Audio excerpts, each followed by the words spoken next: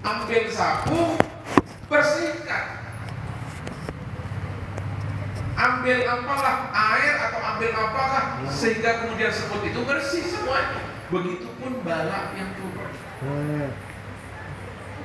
Jadi maka kemudian hadirin dan hadirat, jangan kemudian sekali-kali bermaksiat itu di satu kampung dibiarkan begitu saja, tidak ada satupun orang yang beramar ma'ruf nahi munkar.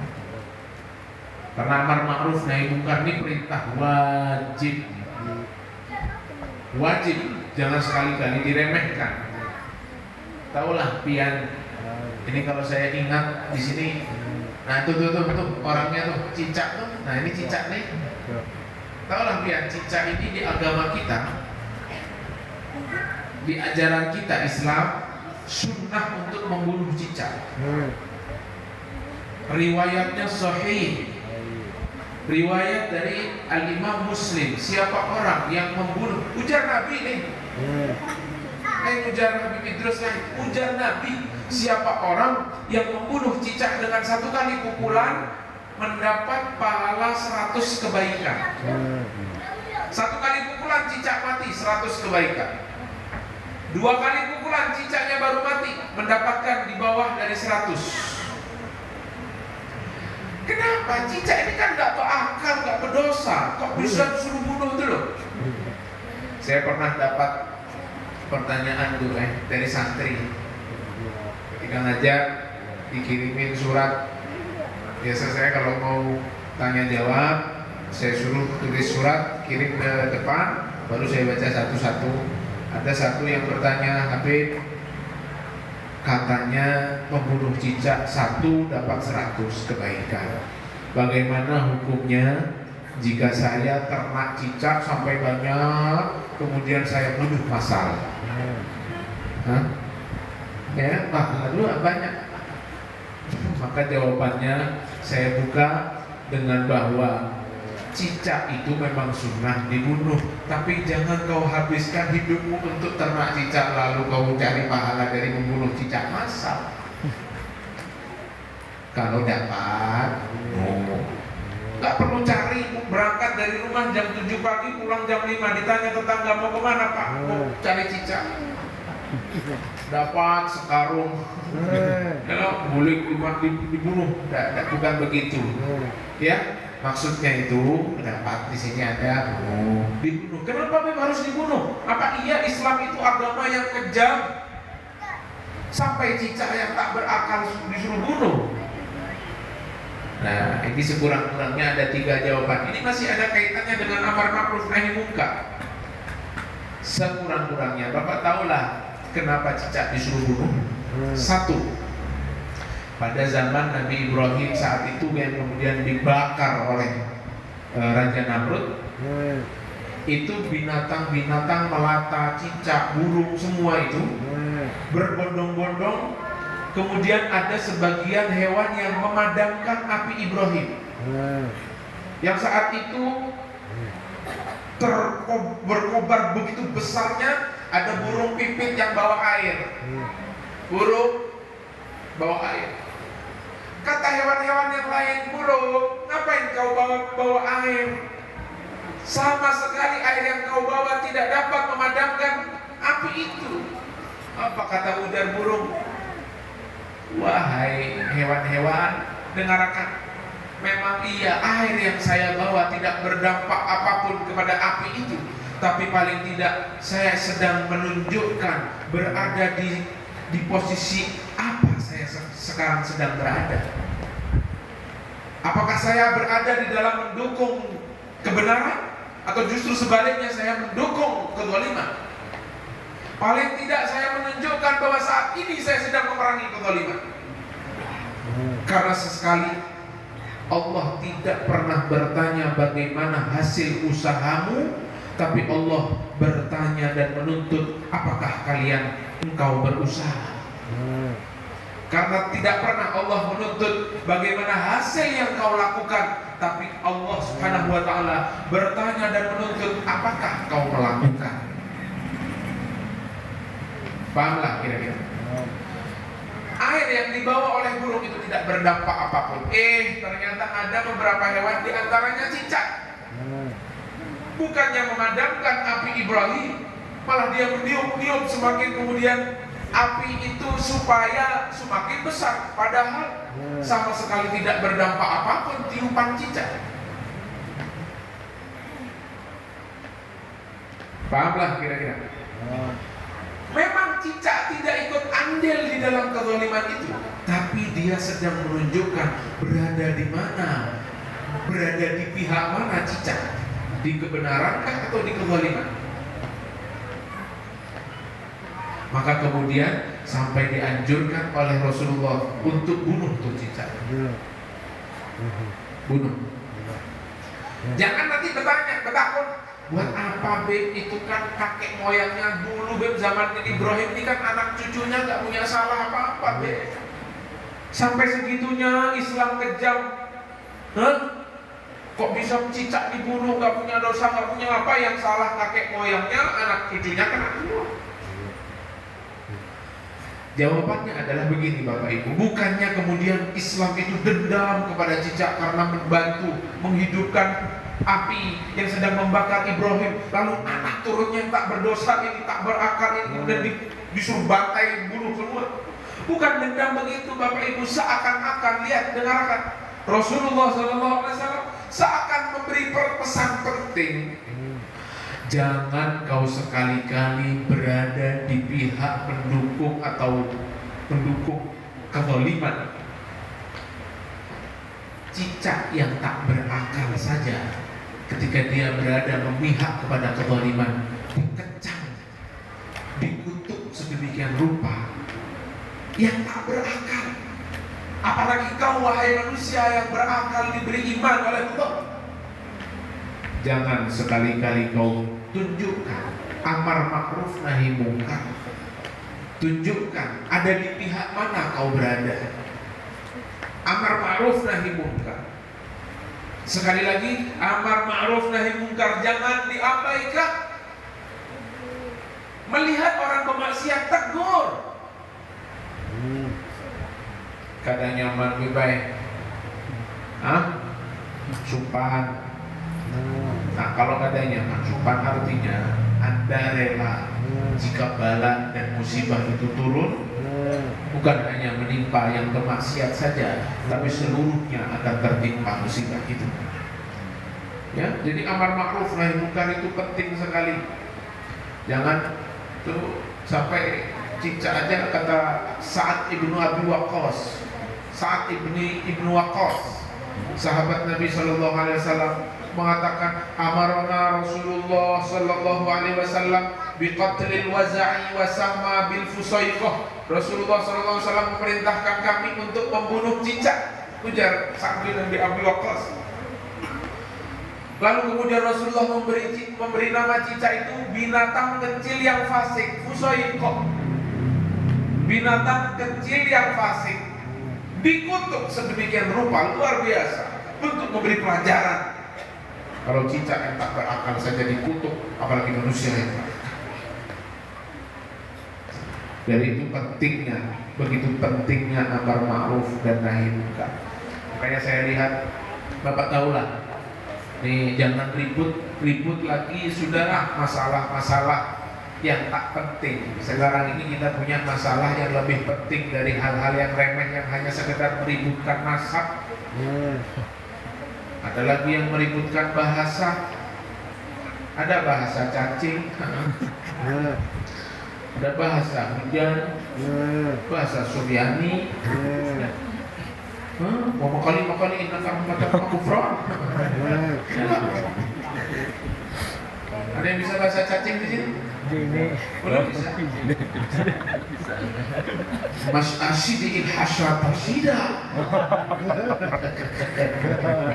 Ya, bahasa cacing, tahulah dia di seluruh penjuru dunia.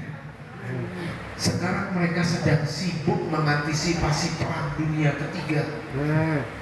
Semenjak terbunuhnya pemimpin Hamas, pemimpin tertinggi, ketua biro politik Hamas, menjabat 2017 sampai 2024, Ismail Abdussalam Ahmad Haniyah, usia 63 tahun atau 62 tahun, dibunuh oleh Israel biadab, laknatullah alaih, di Teheran, Iran.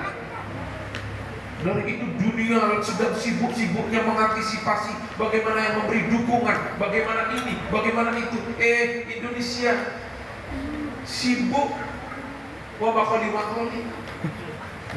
sibuk urusan nasi. Kita kadang-kadang malu, Pak. Taulah biar mulai tragedi Tufanul Aqsa 7 Oktober sampai hari ini, lembaga survei di benua Eropa telah mendapatkan data sekurang-kurangnya sebelum tragedi 7 Oktober, di setiap harinya di Eropa orang masuk Islam itu 30 orang tiap hari. Sebulan berapa sudah? Tapi beda cerita ketika terjadi genosida, pembantaian di Palestina semenjak 7 Oktober sampai saat ini.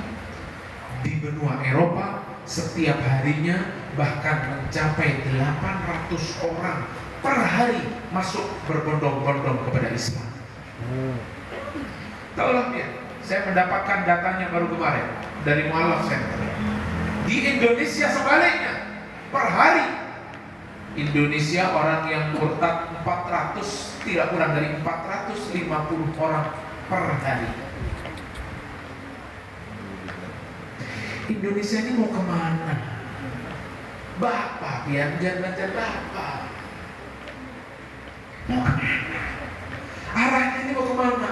Dunia sedang berkembang luar biasa peradabannya.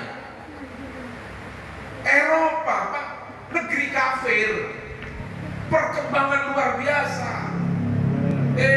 Indonesia bukan maju, malah mengalami kemunduran. Bingung dasar. Habaib dibilang Yahudi kan? Apa?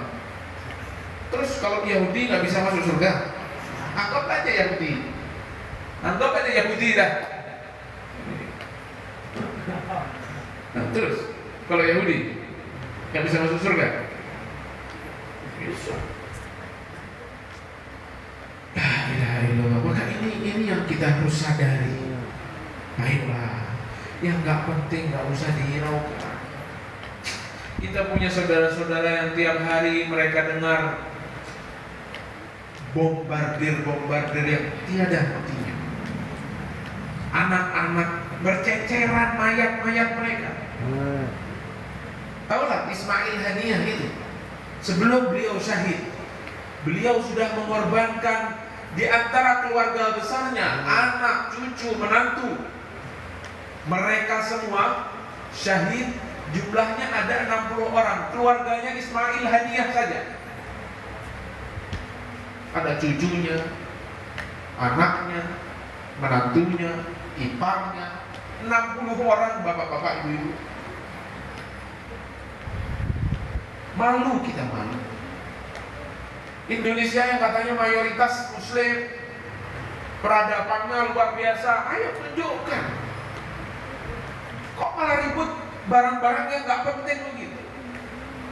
Gaungkan lagi bagaimana kemenangan Palestina, dukungan kita kepada Palestina. Itu yang kita harus gaungkan. Itu yang kita harus teriakkan. Di Jawa ribut, masya Allah, boikot sana, boikot sini. Yang diboikot bukan produk Israel, yang diboikot habaib.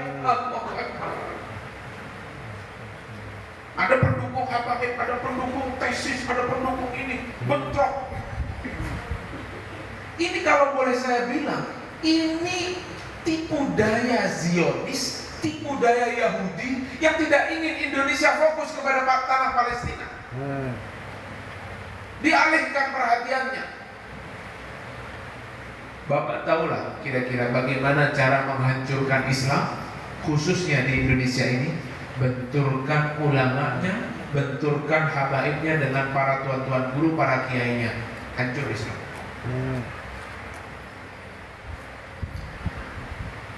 Nah, jadi begitu. Kita harus cerdas. Mau percaya habaib itu turunan Nabi, alhamdulillah, berarti Anda masih mendapatkan hidayah. Mau tidak pun nggak masalah.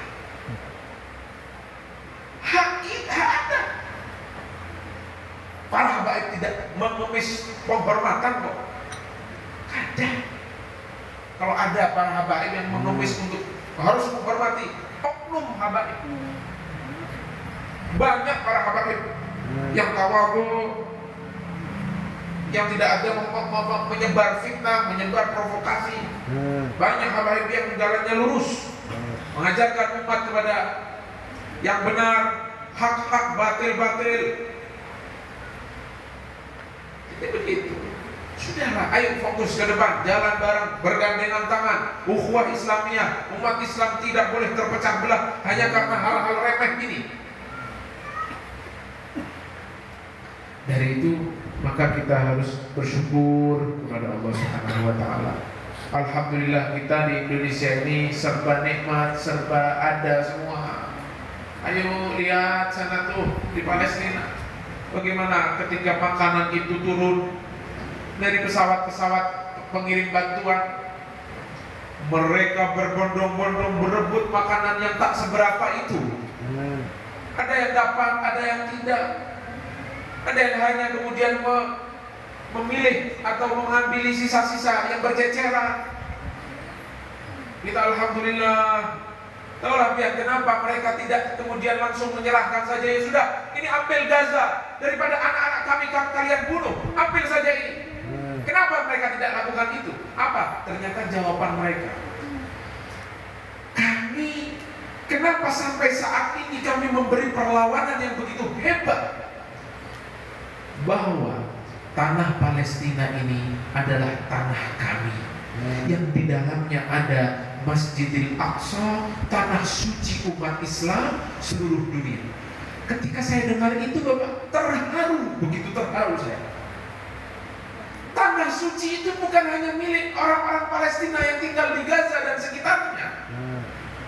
Tanah suci itu milik umat Islam sedunia. Dan saat ini kami sedang mewakili saudara-saudara kami di dunia, Muslim dunia, untuk membebaskan Masjidil Aqsa dari tangan-tangan penjajah. Kita yang sedang diwakili, ongkang-ongkang tangan di rumah seperti tidak ada masalah apa-apa. Mereka yang bersimbah darah, ini sepertinya kok tidak ada masalah apa-apa. Saudaranya dibantai.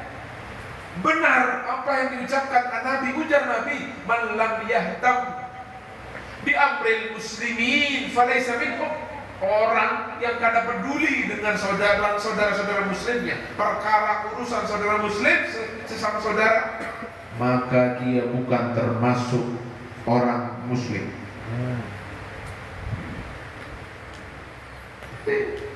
Begitulah kemudian yang terjadi sekarang ini. Ayo kita gaungkan lagi, jangan pernah kendor. Hal-hal yang mengalihkan isu yang semacam ini kita harus buang jauh-jauh.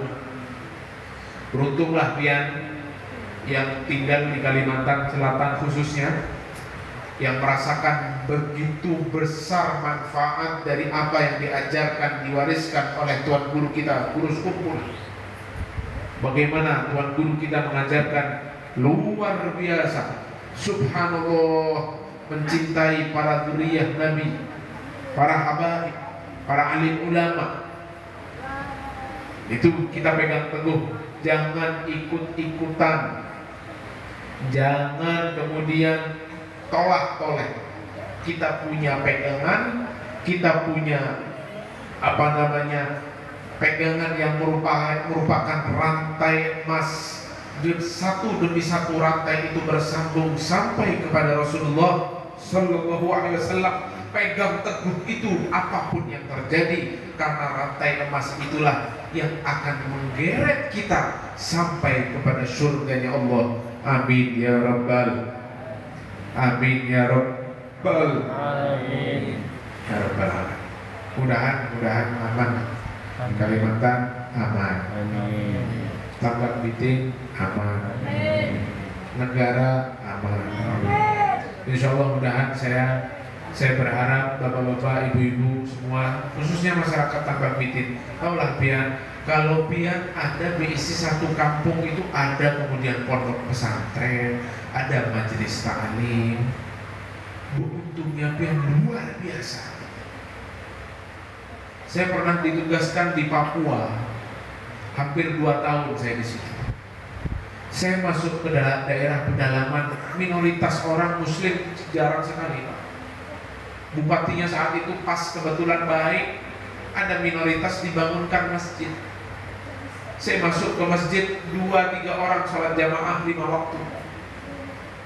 Setelah itu saya pendekatan orang-orang kampung yang non muslim, yang muslim mu'alaf itu saya tarik. Ada sekitar 5-6 orang saya kumpulkan, saya ajarin wudu, saya ajarin sholat.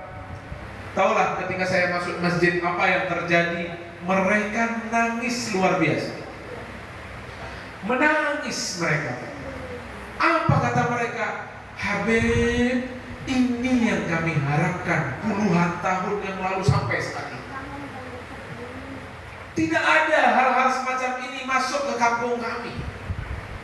Yang kemudian kami dikenalkan kepada Allah, dikenalkan kepada Rasulullah. Nangis Pak mereka. Maka masyarakat Tambak Bitin, luar biasanya majelis seminggu 3 kali, bisa setiap hari ada. Ya loh, berapa hari? Seminggu berapa hari? Kegiatan 2. Beruntungnya Pian, ada pondok pesantren. Alim ulama di sekitar kita Masya Allah banyak. Lalu saya pernah juga masuk ke dalam lokalisasi. Tahulah lokalisasi. Tahu ya lokalisasi, tahu? Tempat pelacuran. Tempat wanita-wanita menjual harga dirinya dan kehormatannya. Saya masuk ke situ, itu masih ingat saya di gerbangnya itu ada tulisan. Ini saya pakai gamis, pakai surban Pak. Awal-awal tuh. Gamis, surban, imamah, masuk lokalisasi. Ada satu orang yang mutu. Kurang ajar juga. Ini nih, habis masuk lokalisasi. Itu tulisannya loh, besar. Area wajib kondom. Jadi masuk itu harus menyertakan kondom baru boleh masuk. Kalau enggak boleh. Di mana-mana kan area wajib masker, area wajib lalu tertib lalu lintas. Ini tertib lalu lintas, tapi kondom. Bukan bawa SIM, bukan bawa KTP, yang penting kondom masuk. Saya bekerja sama dengan penyuluhan HIV/AIDS. Penyuluhan HIV/AIDS ini mereka mengajarkan keterampilan. Ini lokalisasi ini bapak-bapak. Nah ini pentingnya pengetahuan untuk kita. Tahulah biar kenapa ada lokalisasi. Saya mendukung.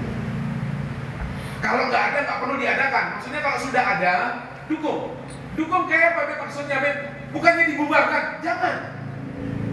Jangan dibubarkan. Kalau dibubarkan malah kemana-mana ada penyakit nih. Dukung, masuk ke situ, ajarkan yang baik, ajarkan mereka keterampilan. Satu demi satu sadar, tobat, keluar. Bisa terorganisir dengan baik. Kalau langsung dibubarkan, bahaya. Malah ke kampung-kampung mana-mana nanti akhirnya penyakit menyebar. Nah, akhirnya saya masih ingat masuk ke satu seperti aula. Duduk saya Pak di sini nih, duduk di sini. Ini pelacur-pelacur dengan busana pelacur nih. Berkeliling Pak.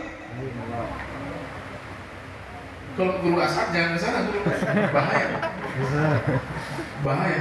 Pakaian segini kan, terlihat itu belahan-belahan buah melon. Bujur. Itu ada jumlahnya sekitar tidak kurang dari 340 pelacur. Saya berdiri, saya ceramah. Assalamualaikum warahmatullahi wabarakatuh. Waalaikumsalam. Saya semangat luar biasa. Ini orang-orang begitu semangatnya mendengarkan ceramah. Ceramah dari awal sampai akhir. Mereka saya buat bahagia. Bagaimana kemudian mereka bisa asyik, bisa kemudian nyaman duduk mendengarkan ceramah dengan humoran-humoran, dengan candaan-candaan. Setelah itu saya tutup majelis dengan saya berdoa. Saya angkat tangan. Allahumma ya Allah, kami sadar semua yang ada semua duduk di sini ya Allah. Dosa kami begitu banyak ya Rabb. Tapi kami sadar ya Allah bahwa rahmat-Mu begitu agung dan begitu mudahnya turun kepada kami. Amin, amin. Demi Allah, Bapak Ibu, saya tidak berbohong. 350 orang ini, kebanyakan di antara mereka meneteskan air mata, menangis sejadi-jadi yang mengamini doa saya saat itu. Menangis dengan pakaian melacurnya.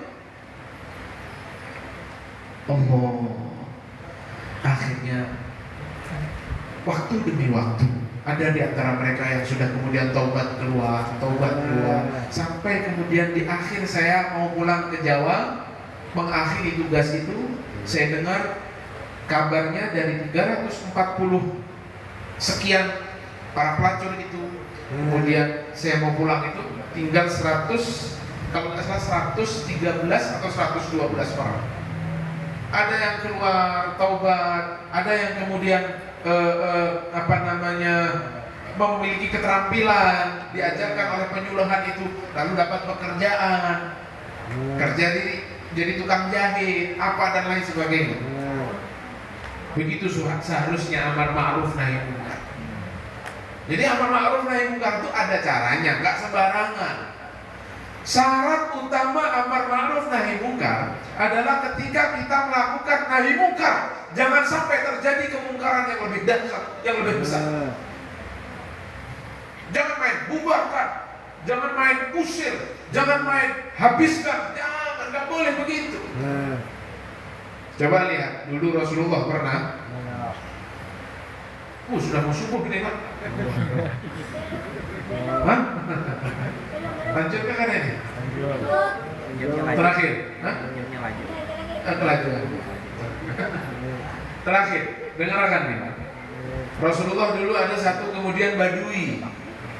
Badui itu orang dari gunung, polos, jauh dari peradaban, nggak kenal akhlak, nggak kenal budi pekerti. Badui ini turun dari gunung, masuk ke masjidnya Nabi. Masuk masjid Nabi.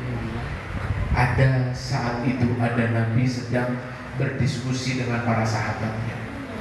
Ini Badui, tiba-tiba masuk nyelonong, pergi ke pojokan masjid, buang air kecil, bakal minum di pojokan. Sahabat Umar, sahabat Tolha, sahabat Zubair marah luar biasa. Hei kamu kurang ajar, kamu minum. Marah semua sahabat, naik darah. Belum ada kisahnya tuh masjid Nabi dibuang, dijadikan tempat, dijadikan toilet. Baru kali ini marah mereka. Apa kata Nabi? Tenang wahai sahabat, tenang. Duduk. Tuh coba bijaknya Nabi. Kenapa nggak langsung jangan keluar? Ini kondisi orang sedang ke kami. Kalau ketakutan dia lari. Jadi semasjid Pak kami nih Pak. Bukan kan? Betul nggak ada? Tunggu dulu sahabat. Duduk. Makan aku. Duduk kembali ke tempat kalian. Setelah dia dibiarkan menuntaskan buang hajatnya, dipanggil Badui ini oleh Rasulullah. Ya fulan, ya hada, sini. Dengan lemah lembut Rasulullah mengatakan, ya hada ya fulan, kamilah ini tempat mulia, tempat suci, tidak layak kemudian Anda buang hajat di tempat ini. Buang air kecil ada tempatnya. Lemah lembut dengan bijak Rasulullah Shallallahu Alaihi Wasallam menasihati orang ini. Orang itu pun tersentuh, sadar. Kok bedanya? Ini tadi sahabat-sahabatnya marah-marah. Ini Rasulullah Muhammad bin Abdullah begitu lemah lembutnya menasihati dia. Akhirnya dia mengatakan, dia angkat tangan. Badui ini angkat tangan kemudian berkata, ya Allah, Allahumma arhamni wa Muhammadan wa la tarham ma'ana ahadan. Ya Allah, rahmati aku ya Allah, rahmati Muhammad ya Allah, jangan kau rahmati sahabat-sahabat ini. Jangan kau rahmati selain kami berdua ya Allah. Sambil menoleh ke arah sahabat. Artinya dia sedang marah dengan sahabat-sahabat tadi yang telah memarahinya, menghardik dia tadi. Rasulullah kembali menasihati dengan lemah lembut, ya fulan, sini. Jangan kau batasi rahmat Allah. Rahmat Allah luas. Doakan juga sahabat-sahabatku itu, karena mereka tadi spontan marah, kaget melihat kau kencing, karena di tempat tak biasa dipakai kencing. Jangan kau batasi rahmat itu turunnya kepada engkau dan aku saja. Akhirnya didoakan semuanya. Kemudian orang itu pun sadar. Nah begitulah. Coba kita contoh. Amar ma'ruf nahi mungkar harus dengan kebijaksanaan. Bukan tidak boleh tegas, Pak. Tegas boleh, tapi jangan ada caci maki. Sayyidina Umar tegasnya orang. Tapi belum saya pernah mendapati di dalam dakwahnya, di dalam khutbah di mimbarnya Sayyidina Umar, sang singa mimbar itu kemudian mencaci maki orang-orang. Kemudian dia mengeluarkan kata-kata yang jelek, caci maki, riba dan lain sebagainya. Belum pernah. Tegas, bagus. Caci maki tidak sama sekali diajarkan oleh Rasulullah Sallallahu Alaihi Wasallam. Karena Rasulullah mengatakan bahwa ma bu'ithu la'anan wala sabbaba. Tidaklah aku diutus oleh Allah sebagai tukang caci, tukang laknat. Innama bu'ithu liutammima makarimal akhlaq. Tidak lain aku diutus untuk menyempurnakan akhlak-akhlak yang mulia. Dari itulah kemudian hadirin dan hadirat, saya ingatkan lagi, pian masyarakat negara Tambak Bitin khususnya, untuk bersyukur ya. Istiqomahlah hadir di majelis-majelis taklim, pegang teguhlah para ulama, jangan pernah kita kosong dari ilmu agama, karena itulah yang menjadikan kesempurnaan hidup kita. Amin ya rabbal. Karena ini tempat adalah tempat yang berharga, ayo terus kita dukung dengan apapun itu, tenaga, keuangan kita, apapun itu, pikiran kita. Paling kada kalau nggak dukung apapun, hadir. Insya Allah berkah, insya Allah Tambak Bitin diberkahi oleh Allah. Amin ya rabbal. Mudah-mudahan saya doa, mudah-mudahan sebatang sugih. Amin. Sugih. Sugih. Amin. Amin ya rabbal. Sugih dunia, sugih akhirat. Dipanjangkan umurnya, diberi kesehatan wal afiat. Mudah-mudahan kelak menutup hidupnya dalam keadaan husnul khatimah.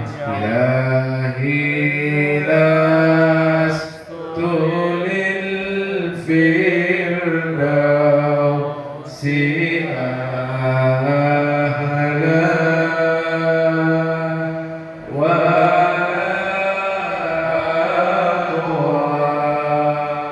ala jahim.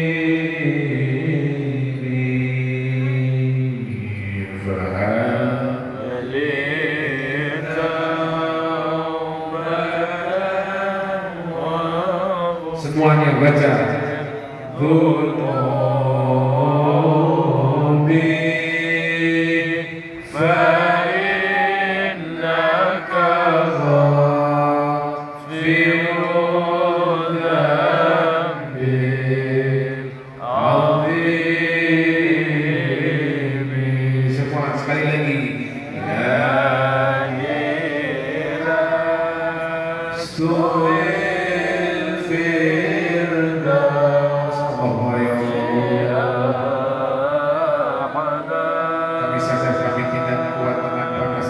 Neraka.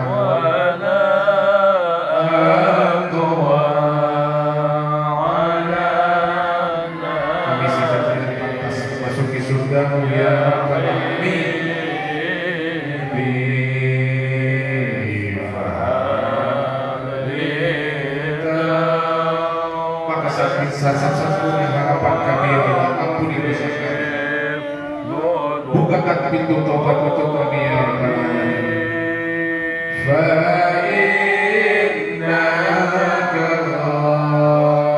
ghafirun dzambil azim.